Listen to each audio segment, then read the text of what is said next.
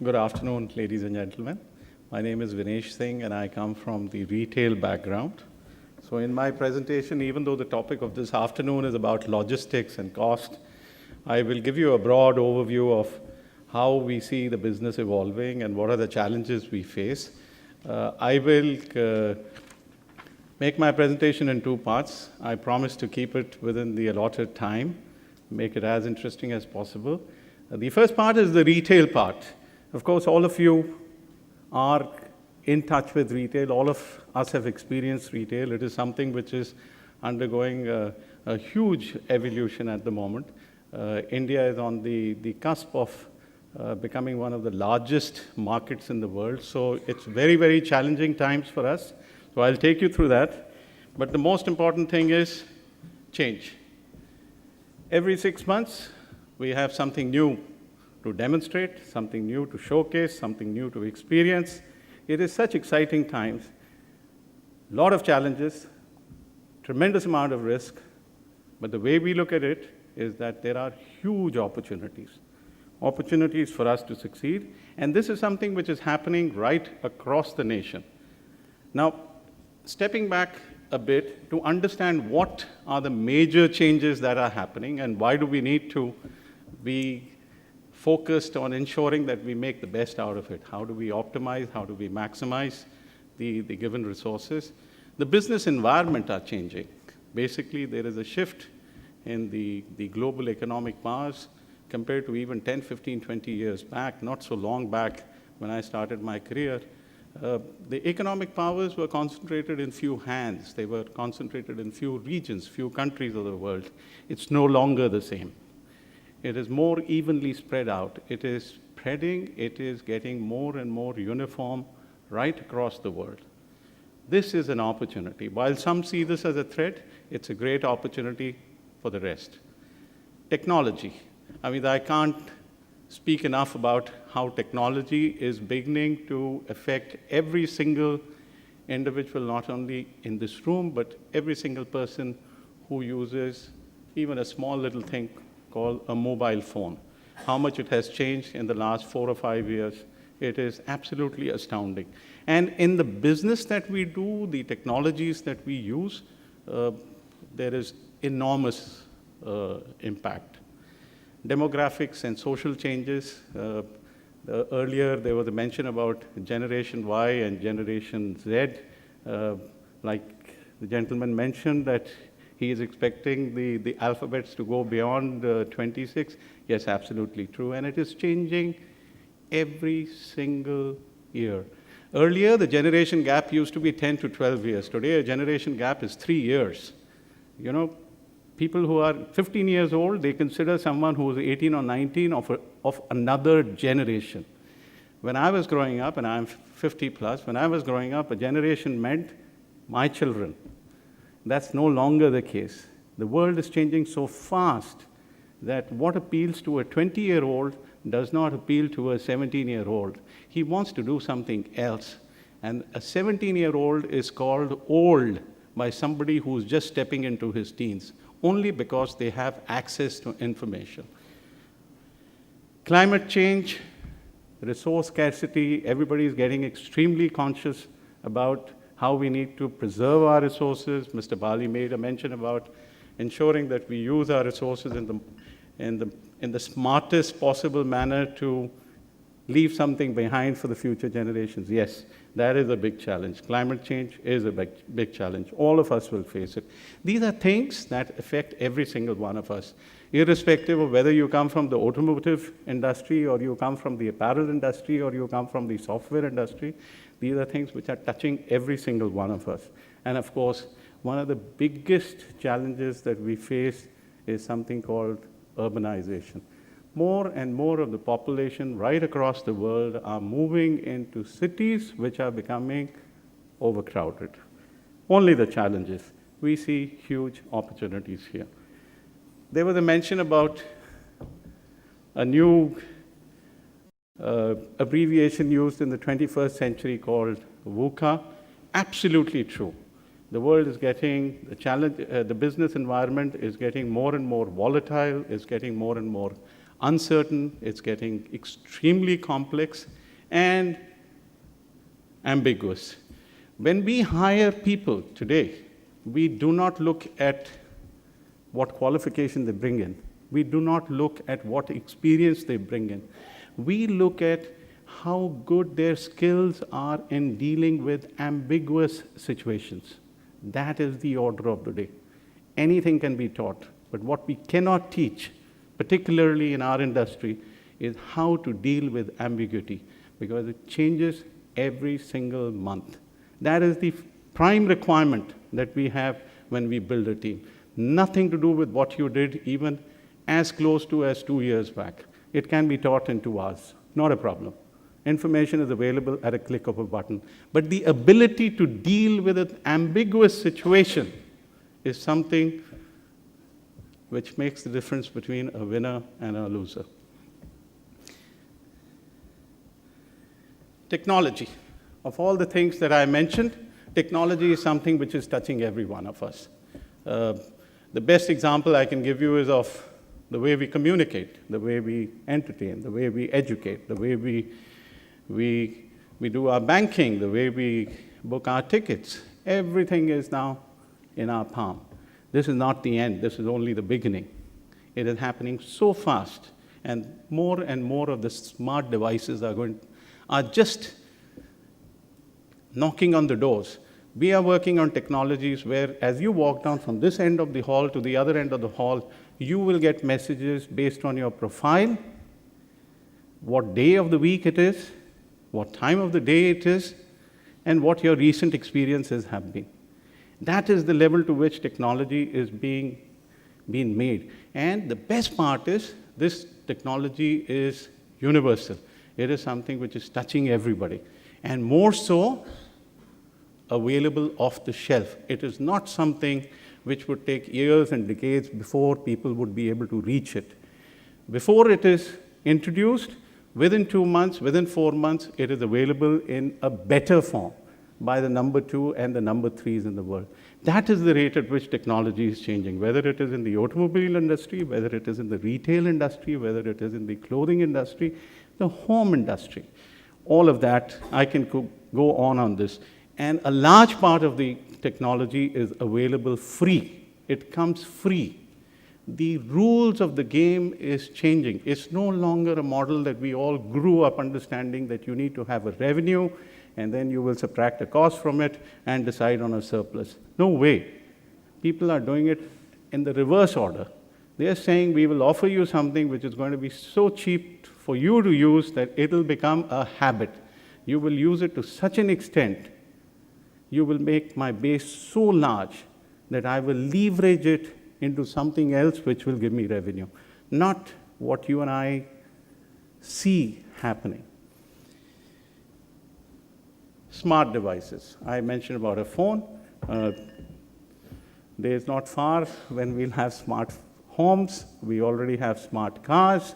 We have, you go out shopping, and it's not difficult to imagine that your fridge will tell you, depending on which store you are in, what your shopping list should be. It's very easy. Today it happens. We are using all of this in our supply chain. I will come to that and show you exactly how we do it, because it is the need of the hour. Consumer is becoming extremely discerning, is becoming extremely aspirational, and his level of awareness is so high that they demand the best. This week, there is a store which has been launched in America, which they call the Just Walk Out store, which means it's an extension of what we've been talking about, cashless society. It's a society, or it's a store where you just walk in and out the way you would do it in your home. What happens is, there are no cash desks, there are no people employed in the stores, there is no lines, there are no queues, there are no waiting, there is no opening and closing hours. 2 o'clock in the morning, you don't need anybody to secure that store. You just walk in. The moment you walk into that store, you are recorded, pick up whatever you want, put it into a shopping bag and walk away. Just go home. And a bill or an invoice and the deduction will happen automatically. It is a technology which is very easy to implement. It all exists. That's the rate at which it is changing. The the message I'm giving is that we need to get ready for all of these changes. New age mantra, what we feel will make a difference between a good company or a successful company and a not so successful company. Yeah, briefly, I was not here yesterday. I came in this morning, and the gentleman mentioned about the 3 years, and I was very happy to see that agility was number one. After that was, I think, so adaptability and alignment. Earlier, it used to be one's ability to do jobs. Ability is now implied. Everybody can do the job. The machines do the job. Agility, making quick decisions, deciding quickly, speed. That is what makes the business intense and interesting. Trust. You need to build a collaborative atmosphere, not only within the organization, but outside the organization, with all stakeholders. Absolute must. You cannot, like Sanjay mentioned, you cannot work with transporters telling them that you are not allowed to cross a certain Lakshman Rekha or a boundary. We will only allow you in when we feel like. They are your partners. You have to work with them. A balance between the short and the long term. And long term is not 7 years and 10 years. Long term in business today is 3 to 5 years. If somebody can tell us what is going to happen 3 years from now in any industry, he is absolutely divine. He knows everything about it. 3 years is the period. I remember when I started my career, we used to do a 10-year planning. Today, I struggle to do a 3-year planning. That is the difference. Relevant data. There is so much information available right across, everywhere, that we get completely inundated with so much information, we don't know what to do with it. The ability to sift out what is relevant for us and get what is called business insights, every business makes the difference. Otherwise, there's too much confusion. Decision-making skills are changing across the management, particularly the senior management, and integrated thinking is very, very important. You will notice all of this requires nothing but soft skills. Nothing here is hardware. Everything is soft. Soft is the order of the day. Hardware is available off the shelf. Soft skills are something which are difficult to develop, to generate, to inculcate. I'll come to supply chain. Supply chain, we have challenges. Supply chain is the backbone of most industries. It is pivotal. It is what we call the apex. It is the fulcrum. That's where everything happens. With the increased competition, consumers are asking for more variety. Consumers are consuming more, which is a very good situation, which means increased volumes and increased value. When the scale is going up, the scope is going up, it's very important that the data or the information that we maintain is correct. Data veracity becomes extremely important. Supply chain does all of this. In footwear, we used to have, and these are my case studies of supply chain. In footwear, we used to have something called a black and brown shoes. We today have easily 20 different categories of shoes. Okay? Youngsters no longer wear black and brown shoes. They wear everything else other than black and brown shoes. Even amongst them, they have something called sneakers. There's another bunch which only wears athletic shoes. There's a third bunch which only wears open shoes. It's getting more and more evolved. It's getting more and more, I would say, complex. The product life cycles are extremely reduced. A typical product does not last you for more than 2 seasons. A season is not more than 4 months. Every time a customer walks into our store, he's looking for something fresh. And every 4 months, we put 50% of our products line are flushed out, and a new one has to come in. That is the order of the day. That's the only reason why consumption is going up and people are looking for reasons to consume. They are no longer consuming only for the functionality of the product. More than the functionality, it is the fashion which is beginning to take over, and this is a very good sign. But challenge for the supply chain, challenge for companies. Scale is getting more and more complicated, like I mentioned about categories. we have styles, we have colors, we have the additional challenges of sizes. Typically, a clothing or a footwear company are so complicated that for every single category, they have 20,000 SKUs that they have to deal with. That is the scale with which they have to work. And all of this, 50% of it changes every 4 months, maximum 6 months. It goes out. That's why twice every year, you see such aggressive discountings. Each one of us look forward to those discounts. They become the order of the day. There is a month of July and there is a month of January when everything is flushed out of the system. This is the result of that. Business is getting far more competitive, far more organized, and we are constantly, every single successful company is looking for differentiators that will help them stay at least a step or two ahead of everybody else in the business. Order of the day. That means there's no sleeping. There's no such thing that we will look at it later. In supply chain, what have we done? Technology is a bane. It comes to our aid. It also gives us a lot of sleepless nights too when it doesn't work. It is a double-edged sword. I'll give you examples of how smart devices we use. We use what is called handheld GPS-activated devices in our small warehouses. And a small warehouse in retail is about 20,000 square feet. It can go up to 5 times that size, 100,000 square feet. Simply to help you find your material in which bin it is lying. It's a technology available off the shelf today. 3 years ago, it was something which was very novel. It was something which was very out of this world. No longer. For me to get somebody and train him up in probably 2 days' time to be able to run my warehouse is possible today. We use artificial intelligence in terms of deciding when a particular bin falls below a certain level, automatically an order is generated. It goes right up to my vendor. He is able to get an order without any human intervention. And similarly, with the 250 stores that we have spread right across the country, an indent is generated simply on the basis of the stock level which is lying there. Order of the day. Every guy does this, and we do this too. The speed at which we do it is probably twice that of the next guy. And that's where technology helps us. Frequent replenishments. Now, this is my case. In retail, the most expensive resource is the space. The wonderful malls that we go to and we experience, we pay rents there through our noses.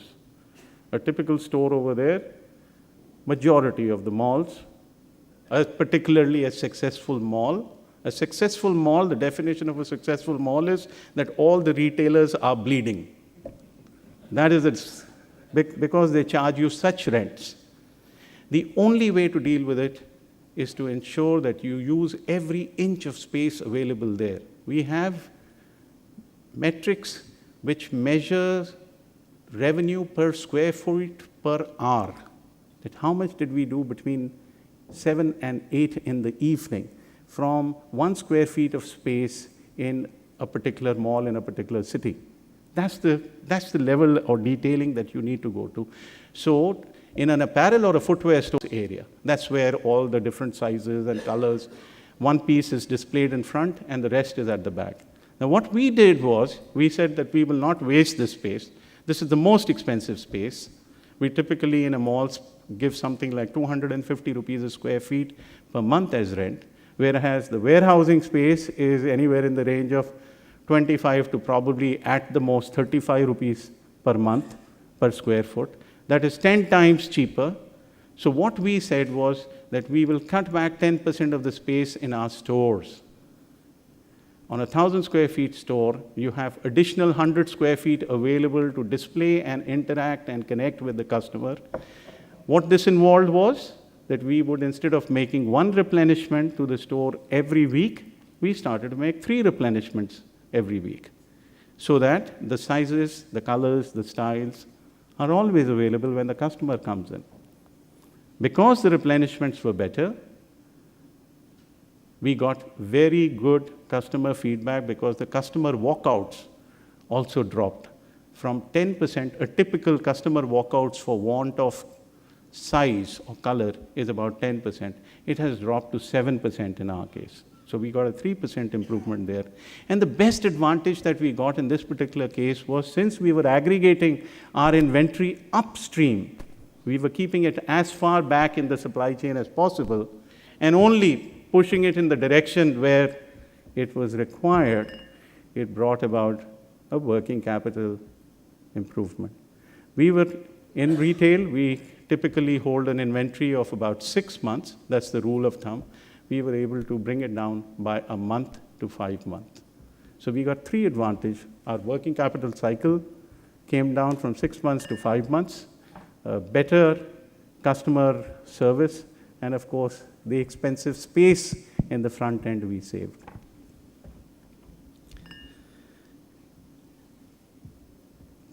In our company, we do not talk about cost saving, we talk about improved efficiency. Cost is like a bugword, you know. People don't like to listen to cost. Cost, they get very defensive when you tell them you have to save cost. They start justifying why it is there.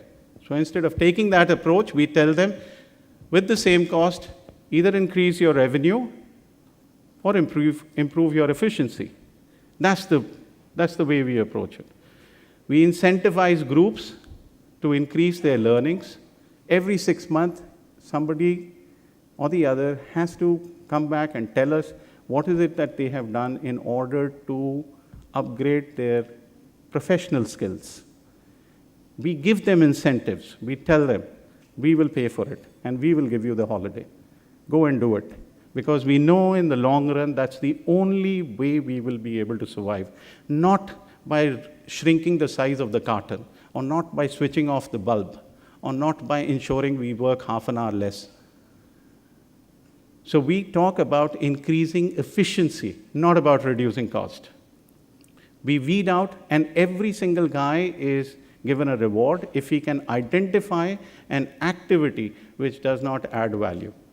It could be if we are putting 3 straps of what is known as a hoop on a carton, if he can justify to us in a logical manner that 2 straps are good enough, or you need to substitute these 3 with something which would do the work with just 2 hoops, we reward those guys. We constantly build that culture. We build a culture of asking why. Every single guy has to ask, why do we do what we do? And we reward them for that. I've mentioned about the GPS, the auto orders. We've got motion sensors. For example, we used to have 5 security guards in the warehouse. Now we do with 2 because we have installed some very, very advanced motion sensors in the warehouse. So this is how we cut cost. And of course, the adoption of the best global practices. What was earlier routed through the warehouse, we try and see if it can be sent straight from the vendor to our stores, which is called the direct store delivery. So we have actually cut down on the time taken to reach something from the vendor to the store by almost a week. All of this, little ones, it could be as little as 0.5%, all of these add up and they make us competitive compared to the others who are in the same business. GST, I'm sure a lot has been covered about it. The only thing we are looking from GST, we are not looking for 1% saving or 2% savings. Yes, any savings that come, that will be most welcome. The only thing we are looking for is the speed to market, nothing else. An average truck in this country every day runs for 260 to 280 kilometers versus Europe or North America where it clocks 700 to 800 kilometers. If in India, we do not have the delays at the various checkports, and if we can increase it from 260, and I'm not saying that it will become 700, that is the standard, global standard, even if it doubles to 500, and I can get my stuff from North India to South India in 48, maximum 72 hours, I am made. That is what we are looking for. Speed to market. 1%, 2% in any case would be applicable for everybody. Every single competitor of mine is going to enjoy it. but this is what is going to make a difference to me. Centuries ago, Confucius had said something which is more applicable today than it was centuries ago. When it is obvious that the goals cannot be reached, do not adjust the goals. Adjust the steps taken to achieve them. Thank you very much.